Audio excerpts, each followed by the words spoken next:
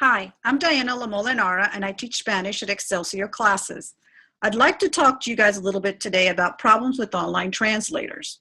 First, I'm going to go through when it is appropriate to use a program like Google Translate, then when it is not appropriate to use a program such as Google Translate, and then we're going to go through some Google Translate or something like it fails, and some of them are pretty funny.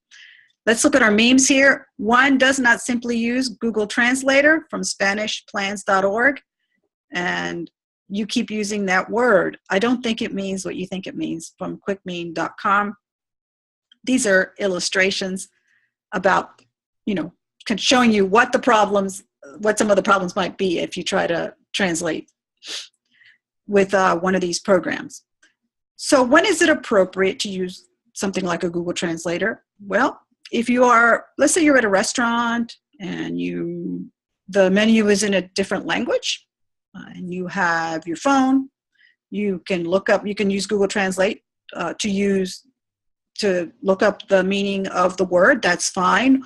Perhaps you are walking through the streets of a country where you do not speak the language, and you see signs, street signs on the store windows and that sort of thing, and you want to look up and see what these words mean, and those are all perfectly appropriate uses of something like Google Translate.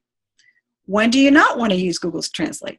Well, let's say that you are in Señora Lamolinara's class, and she asks you to write a paragraph describing 3 rooms in your house. You write it in English, you put it into Google Translate.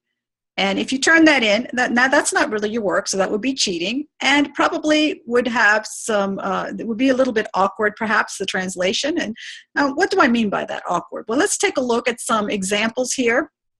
This is from my book that I'm going to be using for Spanish 1 this year, Avancemos Spanish 1. I took these sentences out of that particular book. Let's take a look at number 1 here in English. It is very common to bargain at the positions of these markets. Now, you look at that, and you kind of scratch in your head, kind of wondering, what does that mean exactly? The problem is that the word los puestos can mean stalls, like the stalls that you have at a market where people buy things, or it can also mean positions. And unfortunately, Google Translate chose the incorrect translation for that particular sentence. Number 2, what happens when a virus infects your computer? That is a perfectly fine translation. But the second one here, the virus, it works like a rough draft. Now, there are a couple of problems with this translation. First of all, the word borrador can mean rough draft. I know it might be a little hard to see this, but this is a rough draft of an essay somebody wrote. And it can also mean eraser.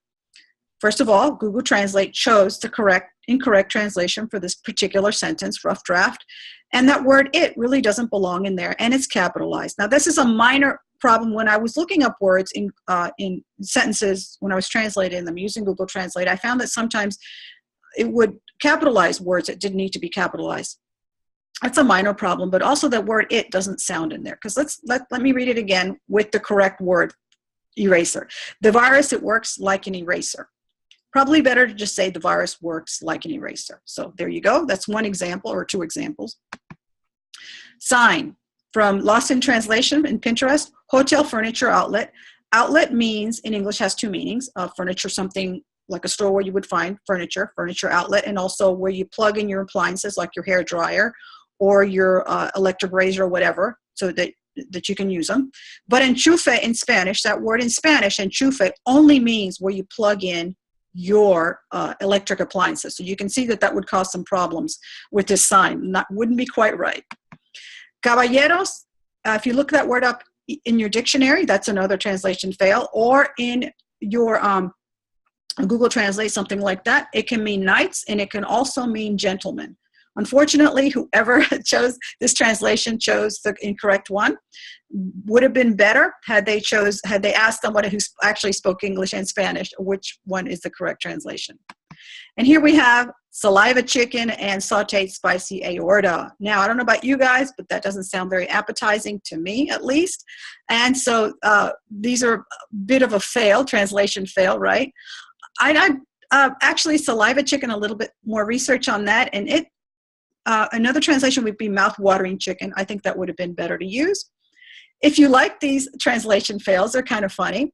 I got these from Flickr. There's a Flickr group where that has all of these kinds of translations in all different kinds of languages. So if you want to check those out, that would be good. Might give you a laugh. Also, in YouTube, there are some, I think it's from Frozen. One of the songs from Frozen is translated to another language and then back to English, and it's quite funny. Also, Studio C has a skit on Google Translate. Great, that's all I have for you today. If you're interested in taking my Spanish class or any of the other, we have Spanish, we have French, we have German, we have Japanese at Excelsior classes, as well as a myriad of other classes and other subjects. So if you're interested, check us out, excelsiorclasses.com. Thank you and have a great day.